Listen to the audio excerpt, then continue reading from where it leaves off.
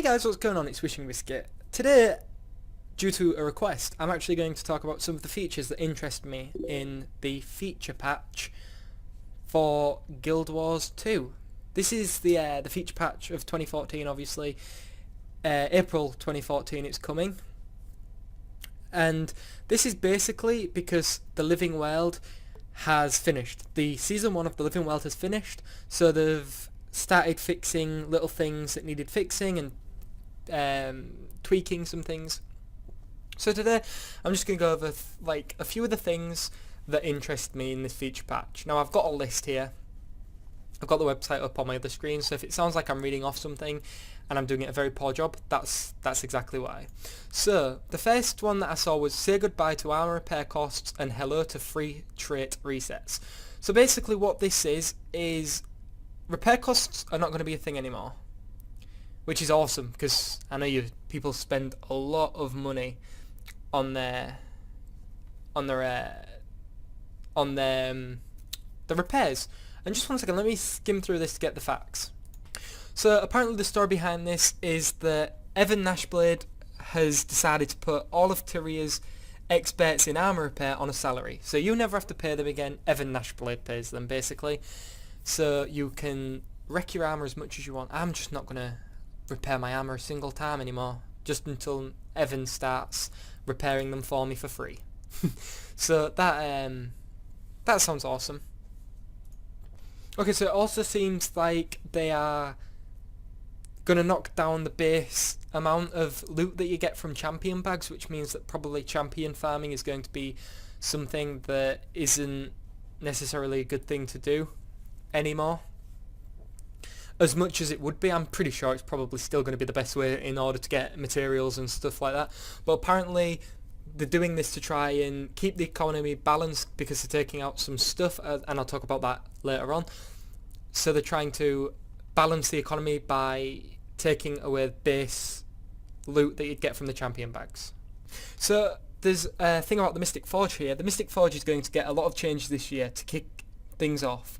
We're adjusting the way Zomoros distributes rare and exotic rewards a bit, allowing for more variation in output. This is just a stepping stone to further changes that will make the Mystic Forge a much better experience in the future. Please note that the rate of precursors will not be affected. So basically, I think other stuff, maybe Mystic Clovers. I've just got mine, so if they make that really easy to get now, that's going to suck. But other things that you can put into the Mystic Forge, there's going to be a bigger output of stuff that you can get back. That's what I get from that. And the last one from this post that really gets me excited is trait resets. Now a few of you might be like, why is traits resets being on your top? Well, basically they're taking away the need to have to reset your build for gold or for silver, obviously, and basically now you can do it anywhere on the fly. So say like we're in a dungeon and I'm looking and I'm like, well, you know what, this would be just so much better if I had more defense, so I'm going to go all into the land that gives me defense and toughness, which is here. And then obviously that opens up even more things, such as being like, you know, I'm going to carry 2 sets of armor on me, so I can switch out when we need more DPS, we need more toughness, and I can choose Berserker or I can choose my toughness set. And that to me is really cool because it's going to make content a lot more easy, although it could make it a lot more difficult at first until people get the balance right. So I'm sure this next change excites a lot of you World vs Worlders out there. Apparently account bound World vs World XP is coming, which is, let me just read a bit here. Yeah, basically it looks like all of your characters are going to share the same World vs World level, which could be cool because obviously if you're one of the people that likes World vs World but you like having multiple characters, now you can work towards the same level on every single character. That might interest you a bit. Me personally, not a big World vs Worlder, and I'm going to have to go in there soon to get my world completion. I'm kind of dreading that though, to be honest, because I've heard mixed things about it. So yeah, that could be something that you guys could have fun with. However, not so much for me. Now, this next one, I'm just going to read up on really quickly so I can give you the facts. Yeah, this is exactly what I thought. They're making Ascended Armor and Legendary Weapons account bound. This is amazing for me because personally I'm going to be going for Twilight. But say like I'm like, yeah, you know what, I want to play a Guardian for a bit. I could send my Twilight over onto my Guardian, play my Guardian, send my Twilight back to my Warrior, then send it off to a Ranger, play on a Ranger for a little bit. So it's Mesmer maybe. It just makes that variation cool, you know. It makes it so you can have your Legendary and you've got it on all your characters. Now that is really cool. As well as Ascended Weapons and stuff. So if you get an Ascended Weapon or an Ascended Amulet or rings or anything like that on one character, you can just trade them across when you want to play other characters. This makes it a lot easier for the people that haven't already got those items. Obviously it kind of sucks for the people that have already got multiple items. So like, it'd really suck if somebody got like 2 Twilights because they wanted both of their melee characters to have Twilight. That would really suck for those guys now. I don't know if anybody's done that yet.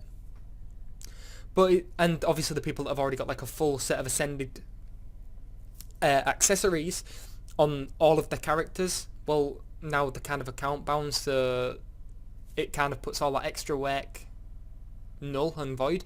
But it's for people like me that have really never done too much endgame, and I don't have like a single Ascended or even exotic down here, to be honest. Like, I need to upgrade my water weapons. That's how much, like, I'd never do underwater combat, and my accessories are just something that I grabbed that had some stats on them just for when I was farming and stuff, because I've never really had to spend so much money or time doing anything. I usually just do the current content and then champion farm to try and get my Twilight.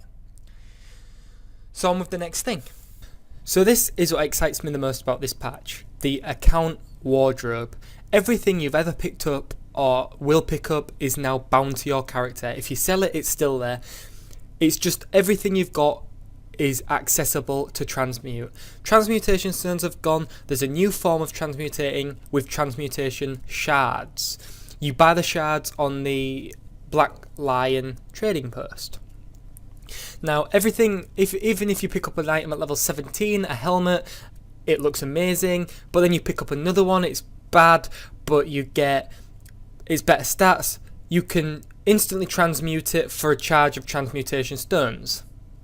I think this update is awesome, and this is what excites me the most. There's not a lot of footage, which is why I've got to speed this up. Also, dyes are now account bound. How awesome is that?